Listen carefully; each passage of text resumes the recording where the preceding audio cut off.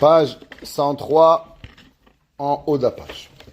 Alors le Ramchal, il nous parle de combien la personne, elle doit s'exciter, littéralement, à être mitlahev. Elle doit être, elle doit s'exciter, à savoir d'être avec Akadosh Baruch Hu. Umatinu.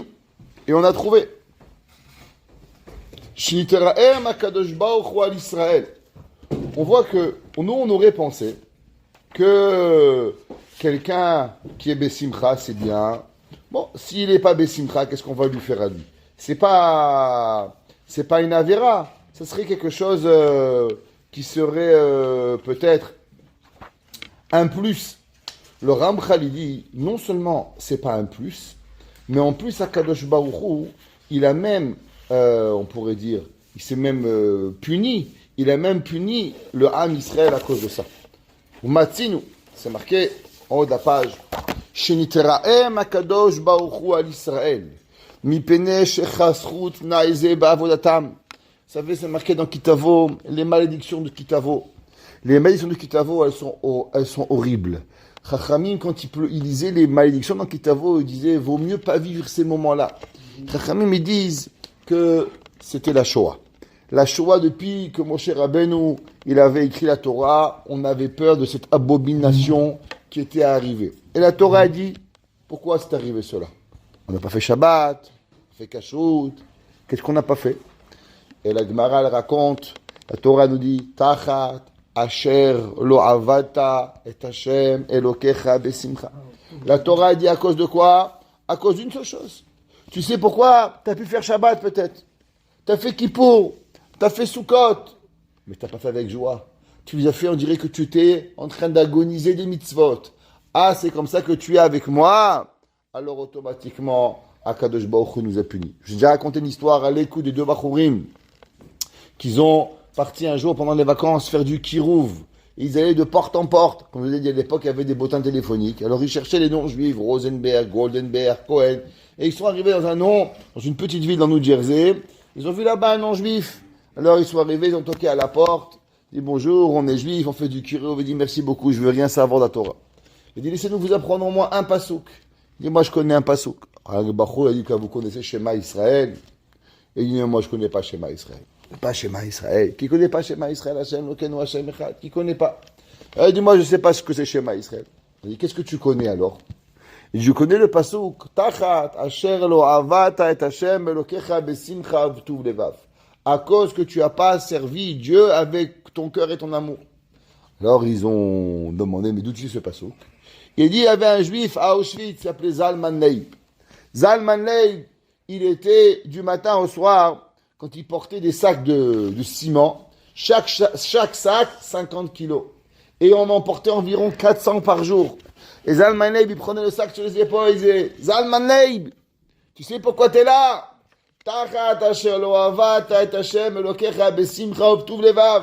Et comme ça tous les jours il répétait Zalman Leib, tu sais pourquoi c'est là? Et à la fin toute la baraque elle répétait ce même passouk et on disait Zalman Leib, les Bachouis ils ont été très impressionnés, ils sont partis voir le Mashgiach Rav Natan Dvartzvogel et ils lui ont raconté l'histoire. Il dit, moi, je veux voir cet homme-là, je veux savoir c'était qui ce Zalman Leib. Et il est parti le voir, et il a découvert que c'était qui Zalman Leib. C'était le rabbi de Tzanz. Il s'appelle Rabbi Yekouti El Yehuda, mais en yiddish, les Yekouti El Yehuda, on les appelle Zalman Leib. Il était pendant 15 mois à Auschwitz. Et pendant 15 mois, il a porté des sacs de 50 kilos, 400 fois par jour. Aller-retour, aller-retour, aller-retour. Pendant 15 mois. Rab Zalman Leib, il a dit, tu sais pourquoi tu es là? Ça veut dire que Rab Zalman Leib, le Rabbi Yekouti El Yehuda Alberstam, qui était Mamash un Malach Hashem Tzevakot, c'était un Mamash un Navi, il avait déjà même prophétisé l'attaque en Inde contre le Chabad. Un jour, il a fait un chiour et il a dit un jour les Arabes ils se rebelleront, ils seront des terroristes et pas seulement en Israël. Même en Inde, ils viendront, même à Bombay, ils iront tuer des Juifs. Et personne n'a jamais compris ce qui s'est passé. Si vous allez sur Wikipédia, ça s'appelle le prophète juif. Même eux, ils ramènent la prophétie de Rab Zalman Leib. Et lui qui était un Navi, qu'est-ce qu'il nous a enseigné? Que l'homme qui ne fait pas Bessimcha, alors Akadosh Baruch Hu, il lui en veut. C'est pas une option. Le sourire, c'est pas une voiture en option. C'est le minimal. C'est le minimal que les gens, ils doivent avoir la Simcha. Ve David, les fiches Ra'a et Israël, Be'et itnadevam al binyan habayit. David HaMelech, au moment où il a vu que le peuple juif, ils avaient la volonté, ils avaient l'entrain de vouloir donner pour le Beth HaMikdash d'Akadosh Baruch Hu, shekvar igiu lemala azot, hitpalel lehem shitkayem hamida atova bahem velo tasur. Alors, il a vu combien ils avaient envie, David HaMelech, il va demander que cette mida, elle va rester gravée en eux et qu'elle va pas quitter. Uma she'amar ve'ata amecha hanimtzeu po ra'iti besimcha litnadev lach. J'ai vu à combien la joie ils ont voulu te donner. Hashem Elokei Avraham, Yitzhak v'Yisrael avotenu. Shamra zot leolam. C'est quoi Shamra zot leolam? David HaMelech, il a demandé que cette mida, elle quitte pas le peuple juif. Qu'on a l'envie, l'entrain, le désir, la ma'ala d'être besimcha, qu'elle ne quitte jamais. L'yetzer marchevo devav mecha ve'achel devav melecha. Et un nafash shelish. Troisième, c'est la kina. Sheye adam mekane leshem kocho. On sait que dans toutes les midot, il y a le bon et il y a le mauvais. Il y a la jalousie. Les gens ils sont jaloux. Lui, il est parti là-bas. Lui, il a fait ça. Lui, il a construit comme ça. Il achète cela, la jalousie. Et ils sont jaloux comme c'est que ça va leur enlever. Si lui, il a une bicyclette, quoi, si je peux m'empêcher, Hachem, il peut avoir une bicyclette pour moi, une bicyclette pour toi. Une voiture pour toi, une voiture pour moi. 1 million pour toi, 1 million pour moi. Akadosh Baruch Hu, il peut donner à tout le monde qu'est-ce qu'il a besoin. Il n'y a pas besoin de jalousie. La jalousie, c'est seulement et uniquement un chisaron de Emouna, comme on a déjà vu. L'homme, il est mamina Akadosh Baruch Hu. Il n'y a pas de raison d'avoir un manque de Emouna. Alors pourquoi Akadosh Baruch Hu, il a créé la jalousie? La Ramchal dit que la jalousie, elle est que l'homme a mekane les shem kocho. Sonné et mesanaav. L'homme, il doit haïr ceux qui n'aiment pas Dieu. On n'a pas le droit d'aimer les gens qui n'aiment pas la Torah. Quand on parle de ne pas aimer la Torah, on ne parle pas des gens qui ne savent pas. Malheureusement, aujourd'hui, il y a beaucoup de gens qui ne connaissent pas la Torah. Ce sont des gens perdus, les pauvres. Il ne faut pas oublier, il y a une bracha. Tous les jours dans votre fila. Vous ne pouvez pas oublier cette bracha. La malchinim velaminim altehi tikva. Ceux qui parlent du mal de Akadosh Baruch Hu, ceux qui sont exprès contre la Torah, ceux qui font tout pour pouvoir, comme dans certains pays, des gauchistes qui essayent de blasphémer Akadosh Baruch Hu, on prie tous les jours pour eux. Altehi tikva. Ouais, on prie que Dieu les tue. Hein. Faut savoir, on leur demande pas qu'ils vont jouer au violon, hein. On leur demande que Akadosh Baruch Hu, littéralement, que Akadosh Baruch Hu, il a disparaît de ce monde. C'est ça qu'il faut savoir. On n'a pas le droit. Tosfot, il dit. C'est aussi les mosquées. Bien sûr. Malchinim, velaminim, cholazedim, kirega yovedu, vecholovecha, vechosonecha, meiraï karetu. Ouais, on demande littéralement que Akadosh Baruch Hu les enlève. Pourquoi? Parce que généralement, ils font beaucoup de mal au Am Israël. Baruch ata Hashem, shover oyevim, qui les casse. Oyevim, nos amis, ou machni azedim. C'est quoi zedim? Zedim, ce sont des gens qui se rebellent contre Dieu exprès. C'est ça des zedim. C'est des gens qui font pas Shabbat. Exprès. Ils savent, ils font pas. Ils savent que c'est Shabbat. Ils savent Shabbat, ils viennent chez toi Shabbat, ils savent que c'est important Shabbat, mais ils font pas Shabbat. Ils font pas Shabbat exprès parce que pour eux, ils veulent embêter Hachem. Est-ce que c'est embêter Hachem ou c'est peut-être seulement... Il y a des choses. Il y a ceux qui ont la ta'avat mamon, par exemple, qui aiment gagner l'argent. Ce qu'on appelle des moumars de te'avon. Ben, ils aiment kiffer, ils aiment la plage. Ça, c'est encore moins grave. Mais il y en a qui on parle là des gens qui sont moumars les achis. Qu'est-ce que Hachem ne veut pas? Ils font exprès. Ils vont, et à l'époque, il y avait ce qu'on appelle les maskilim, il y a eu dans beaucoup d'endroits, il y a eu des penseurs qui étaient à l'opposé. Exactement, qui étaient à ça, il faut savoir que la Gemara a dit que ces gens-là, on a une mitzvah de les haïr. C'est pas stam, on a une mitzvah de les écarter le maximum de notre vie. C'est pas, encore une fois, je parle pas des gens qui savent pas, aux gens qui n'ont pas appris à la yeshiva. Les pauvres, qu'est-ce qu'on va faire? Il faut prier pour eux qui revenaient à la Torah. La Gemara a dit qu'il y avait un jour un homme qui ne connaissait pas la Torah, qui embêtait Rabbi Meir. Et Rabbi Meir, il a voulu prier pour qu'il meure. Ça dit, pourquoi tu pries pour qu'il meure? Prie qu'il fait teshuva. Il a prié pour lui, il a fait teshuva. L'homme, il a prié pour ceux qui viennent. On parle pas de ça. On parle des gens qui sont béhémeth, des gens mauvais, des gens... Les athées, ça fait partie, ça. Hein? Les athées. Mais ça dépend quel athée. Les athées qui disent Dieu merci, je crois en rien. on parle des gens vraiment qui ont cette idéologie de contre la Torah. Et qu'est-ce que ça veut dire? Mahni Azedim, et qu'il va complètement les effacer. Ouais. Et minim? Alors, minim, ça on dit pas minim, on dit Zedim. Minim, ce sont des gens qui sont des juifs, sûrement ils croient que la Torah écrite et pas la Torah orale. Ils sont toujours bien.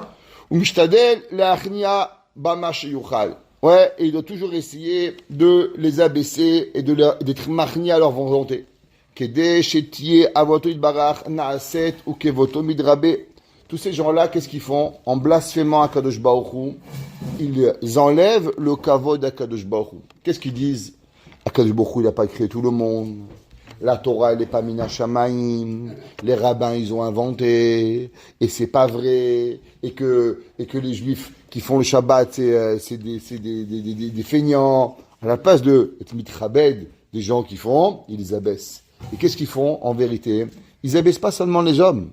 Ils abaissent le kavod de Akadosh Baruch Hu. Quand tu vois un homme qui n'a pas d'argent, et que le Shabbat, il est shomer Shabbat, et que tu vois les efforts qu'il fait, alors nous, on est mechabed, dit, waouh, ce gars-là, il aurait pu travailler un jour de plus et faire $1000 de plus. Et qu'est-ce qu'il fait? Il est shomer Shabbat. Donc nous, grâce à lui, on honore Hachem. Et eux, qu'est-ce qu'ils font? Ils déshonorent Dieu. Ah, c'est Hachem, il était comme ça, pourquoi il n'a pas rendu riche? Ah, il ne travaille pas Shabbat. Alors avec tous leurs mots, qu'est-ce qu'ils font? Non seulement ils blessent les gens, mais en plus, ils déshonorent, ils blasphèment à Kadosh Baruch Hu, Kadosh Shalom. C'est pour ça que c'est des gens qui sont très dangereux. Veuma Shama David, Alav Shalom. Évidemment, il a écrit dans Télim 139, Allo Mesanecha Hashem Esna. David Amelech, il dit, c'est qui mes ennemis? C'est pas les gens qui m'aiment pas.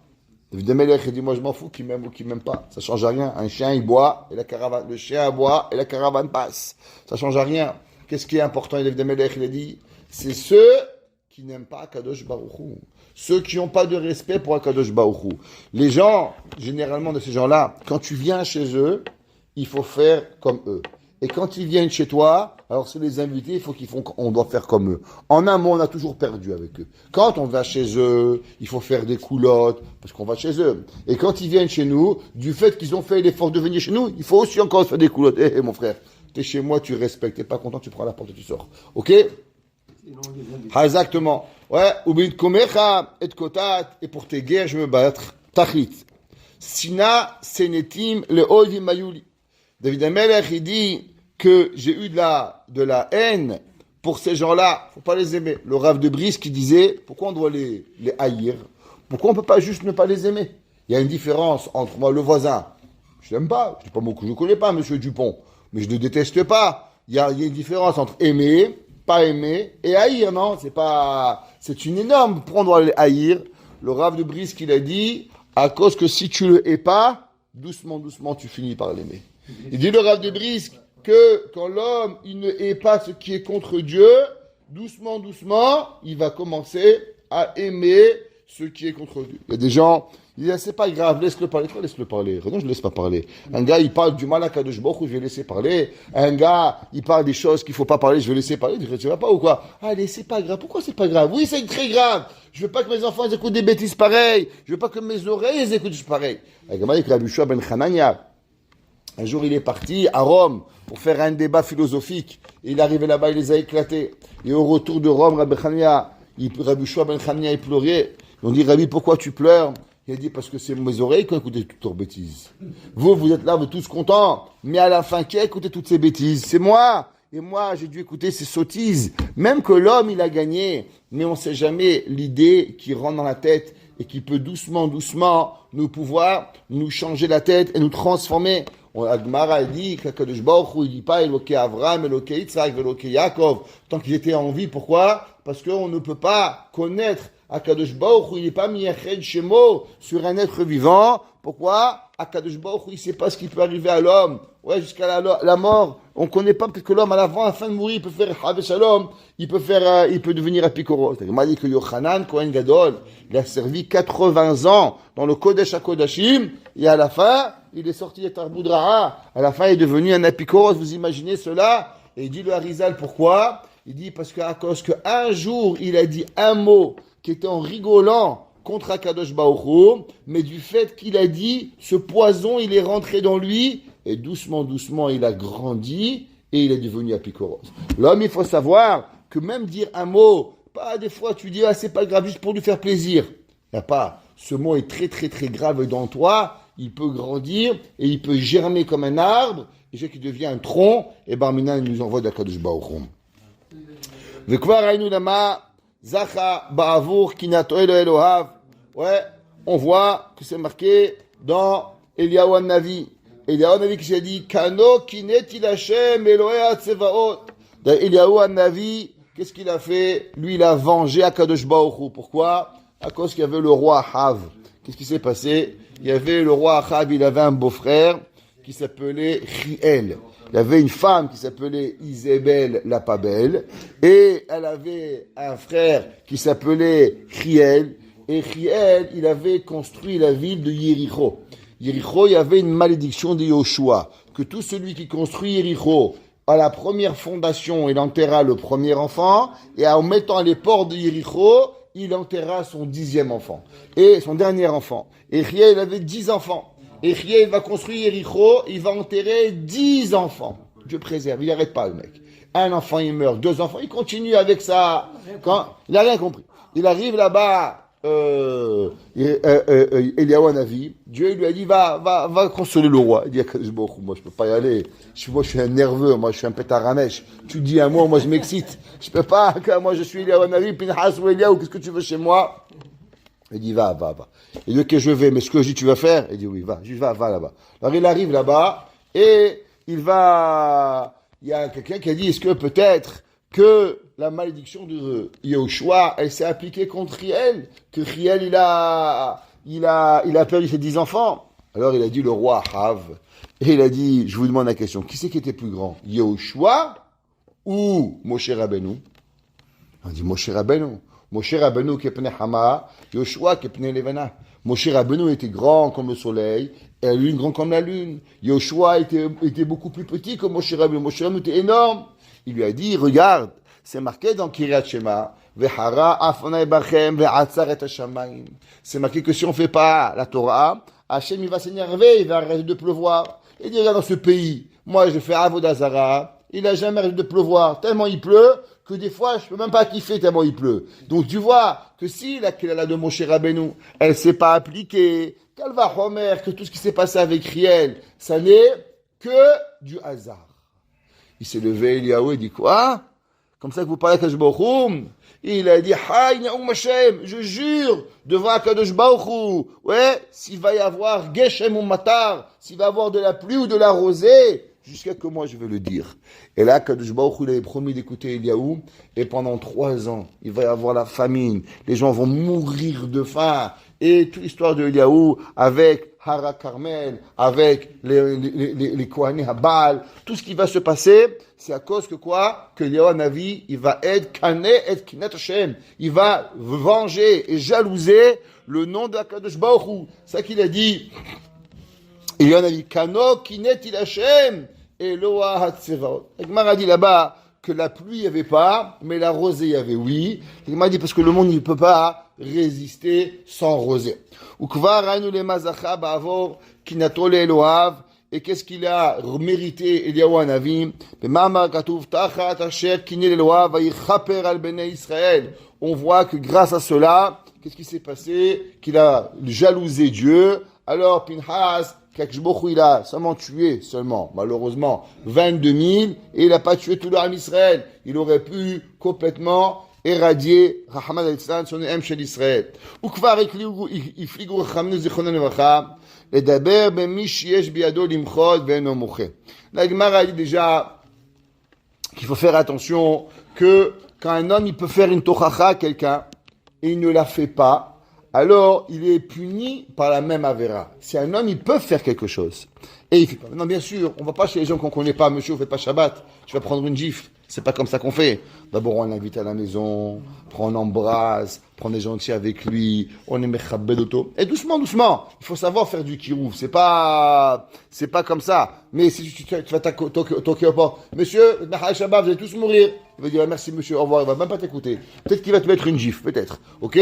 Bien sûr, mais il faut savoir faire. Des fois, si on a le potentiel de savoir parler, alors, on doit le faire. Je vous ai expliqué 100 fois. La meilleure tochacha, c'est marqué dans le Ramchal, c'est marqué dans le Abraham Shmulevitz, c'est marqué dans le Rabbi Nachman de Breslev. C'est quand nous, on se comporte la façon exemplaire. Quand nous, on se comporte d'une façon extraordinaire, qu'on laisse rien passer, et on fait tellement de joie et de simcha, les gens, ils ont envie de nous ressembler, et ils ont envie de vouloir faire comme nous, de la façon que nous, on fait comment nous, on fait les mitzvot. Vegazro dino etafes ba'avon achoteim atzmo. La Gemara a dit que tout celui que il a le pouvoir de faire une tochacha et il le fait pas, il va être puni et il va recevoir la punition comme si qu'il avait fait la avera lui-même. Ou bemidrash echa amru hayu sarea kayalim. C'est marqué qu'ils étaient les princes comme des biches. Ma ayalim alalu. Bishat sharav ofrim penehem elu tachat elu. Car היו גדולי ישראל רואים דבר עבירה והופכים פניהם ממנו. Il dit le Midrash dans Echa. Qu'est-ce que ça veut dire? Que une des raisons que le Mashiach, le Beth Amikdash, il a été détruit, c'est que les rabbins, quand ils voyaient une avéra, ils tournaient la tête. Un jour, le Rav de Brisk, il a dit, c'est quoi un bon rabbin? Il dit, un rabbin que tout le monde il aime, c'est pas un rabbin. Un rabbin que personne n'aime, c'est pas un rabbin. Un bon rabbin, il y a la moitié de la ville qu'il aime, l'autre moitié qu'il n'aime pas. Un rabbin, que lui, tout est permis. Il y a des rabbins qui s'appellent Matir Isurim. Oui, moutard. Rien que tu dirais qu'il va te faire plaisir. On peut mettre un pantalon, bien sûr. On peut mettre une jupe, bien sûr. On peut mettre une mini-jupe, bien sûr. On peut mettre sur kippa, bien sûr. Il y a des hétérim sur tout. L'essentiel, c'est qu'ils deviennent la référence de tout ce que vous voulez. Matir Isurim. Hier, une sheila incroyable. Le Rav, il a permis. Qu'est-ce qu'il a permis? Mais la Torah, elle lui appartient. Il y a des halachot, il y a des Bet Yosef, il y a des Shulchan Aruch, il y a des poskim, il y a des chakras, des tas. Incroyable. J'ai passé toute la nuit, j'ai trouvé un éther, l'Omatsati. Toute la nuit, j'ai passé pendant 7 heures à étudier et trouver un éther. J'ai pas trouvé un éther à ce qu'il a raconté. Mais c'est pas des éthérimes, c'est des débilités mentales. Comment c'est possible, les gens? Ils sont dovam milibam. La Torah leur appartient pas. Il a dit le Rav de Brisk. Tu demandes des fois à un Rav, est-ce qu'on peut avoir une couleur? Il dit pourquoi le Rav est le patron de la Torah? La Torah ne appartient pas, le Rav. La Torah appartient à Kadosh Baruch Hu. Le maximum qu'on a le droit de dire, c'est quoi? L'opinion de la Torah. Mais le Rav, il n'est pas le patron de la Torah. Tu viens chez moi, je peux te donner une baguette, je peux te donner du gâteau. C'est ma maison, c'est mon pain. J'ai un business de cacahuètes. Je te donne à toi 3 cacahuètes, lui 5 cacahuètes. C'est mes cacahuètes. Mais la Torah, elle n'est pas à moi. C'est pas des cacahuètes, la Torah. Ah, lui, je te donne plus de cacahuètes, toi, je t'en donne une cacahuète. C'est pas ça, la Torah. Comment on négocie pas la Torah, non? On n'a pas le droit. C'est une des raisons pourquoi le Shulchan Aruch, il a écrit le Choshen Mishpat à la fin. Pourquoi? Parce que dans Choshen Mishpat, on doit négocier. Il dit d'abord, faut apprendre. Ora Haim, Yoredea, Even Hazer, on négocie pas. La Torah, elle n'est pas négociable. Ah, Choshen Mishpat, qu'à la fin. Quand tu connais tout le reste, Dinim Amonot, ça oui, on peut négocier. Mais le reste de la Torah, elle n'est pas négociable. Zéro négociation dans la Torah. Pourquoi il y a le Rav de Brisk? À cause qu'on doit savoir que la Torah, elle n'est pas à nous. Là, il peut pas faire ce qu'il veut. Alors c'est pour ça que Kadosh Baruch Hu, malheureusement, il dit le Midrash, qu'il a puni il a puni le temple, il a puni les Chachamim. Parmi entre eux, beaucoup des rabbins sont morts à l'expulsion des Juifs de Jérusalem, avec Nebuchadnezzar, avec Yechonia, Melech Yehuda, comme on dans la Megillah. Tout ça à cause de quoi? À cause qu'ils n'ont pas dit ce qu'il fallait dire. Il y avait un jour où on écoutait les Chachamim, on disait, les rabbins, vous pouvez pas être un peu gentils. Alors, quelqu'un leur a répondu, pourquoi vous avez lu le Nevi'im? Pourquoi Yirmia était gentil? Yeshaya était gentil? Malachi était gentil? Haggai était gentil? Pour vous jouer du violon, il y a l'opéra. On n'a pas besoin du rabbin pour jouer le violon. Si on va à l'opéra, il va te raconter il va raconter le violon. Va au centre-ville de Montréal là-bas. Il y a des concerts de musique pour ça. Les rabbins, c'est pas, ils sont pas pour être gentils. Il faut dire la vérité. Il faut dire le émet. Si c'est toujours être gentil, qu'est-ce qu'on va faire avec ça? Il dit le Ramchal, l'homme il doit savoir la vérité. Si le rabbin, il va pas te dire la vérité, d'où tu vas l'apprendre? Chez qui? Chez ta mère, ton beau-père, c'est qui va t'apprendre la vérité? Si la Torah ne te dit pas la vérité. Veze Pashut. Ki mi she'ohev et chavero, yev shalo lisbol, she'yire makim et chavero mecharpim oto. Dit pourquoi on doit louanger Kadosh Baruch Hu? Dit imaginez vous êtes dans la rue, quelqu'un insulte votre père, Dieu préserve, votre mère, votre ami. Qu'est-ce que vous allez faire? Qu'est-ce que tu fais? Parle pas de mon père comme ça. La Gemara a dit, un homme il t'insulte, mamzer, il faut lui crier dessus. Non, je suis pas mamzer. Pourquoi? Parce que tu insultes mon père et ma mère. Tu dis que ma mère elle a trompé mon père. Un homme il n'a pas le droit de laisser passer cela. C'est très très grave. La Gemara a dit, un homme il vient dire Rabotai, Shimon il est mamzer. Il dit pas mamzer moi, je suis un bon juif. Qu'est-ce que tu fais? T'as pas le droit de laisser passer. Mais tu auras de kibud avaem parce que tu es mechalel zarecha, tu es mechalel zaro de ta mère. C'est très très grave. Ouais, ça c'est un humain. Ou bevadai, shietze ezrato, tu vas l'aider. Gam mishoev shebouit barach. Alors comment un homme il vient et dit Hachem il n'a pas créé le monde, tu vas laisser faire? Comment tu vas faire des choses et tu fais pas? Boré Olam, un créateur du ciel, Akadosh Baruch Hu te donne la vie, la santé. Comment tu arrives, toi, à entendre des blasphémations d'Akadosh Baruch Hu et tu vas laisser faire? Si ton père et ta mère, tu cries. Si ton ami, tu cries. Ta femme, tu cries. Tes enfants, tu cries. Comment maître du monde, tu cries pas? Lo yuchal isbol velo irot sheyechalelu oto. On raconte qu'il y avait des rabbanim, quand il y avait dans les pays juifs, il y avait des fois, ils avaient décidé de ouvrir. Il raconte qu'il finira avec cette histoire. Il y avait un jour un rave, ils avaient décidé à Siget de faire un, comment on appelle ça, un opéra le jour du Shabbat. Et bien sûr, qui c'est qui allait venir là-bas? Il allait venir là-bas les Juifs de la ville. Alors le Rav de Siget, il a décidé d'aller leur parler, qu'ils arrêtent. Ils n'ont pas arrivé. Qu'est-ce qu'il a fait le Rav? Le Rav a dit ok. Alors il a acheté un ticket, lui aussi. Il a acheté un ticket et il s'est mis devant l'opéra. Et il s'est mis là-bas devant l'opéra et il est rentré, il s'est mis la première rangée. Les gens, ils sont rentrés, ils ont vu le Rav de Siget. Ils ont compris. Ils sont tous partis. Personne n'est rentré. Vous savez qu'est-ce qu'il a fait le Rav de Siget? Le Rav de Siget, quand il a monté Shabbat, il a dit combien vous avez perdu d'argent? Et il a remboursé tout l'argent qu'ils ont perdu. Il a dit Shabbat, on doit garder. Mais aussi, on doit s'assurer que l'autre juif, il n'a pas le droit de perdre son argent. Ça veut dire, regardez la grandeur. Bah, les gens, nous, on n'aurait pas fait ça. Il a acheté, il a payé tout le concert pour que Shabbat, il ne soit pas mitralel. Akama, ils aimaient le Shabbat. Akama, ils respectaient le Shabbat pour pouvoir y arriver. Pareil, nous aussi, si on entend la blasphème de Kadosh Baruch Hu, à combien on a besoin, de pouvoir être caché. Amen, amen.